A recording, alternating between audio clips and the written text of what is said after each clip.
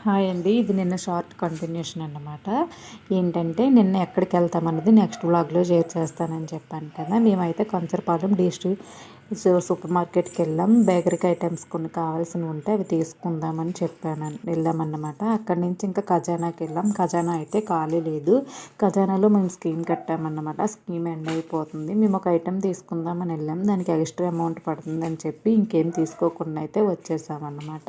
ఏంటంటే నేను ఇప్పుడు కొత్తగా బిజినెస్ స్టార్ట్ చేశానని చెప్పాను కదా! ఇదైతే నా కాంటాక్ట్ నెంబర్. ఎవరికైనా కావాలంటే ఈ నెంబర్కి కాంటాక్ట్ అవ్వండి.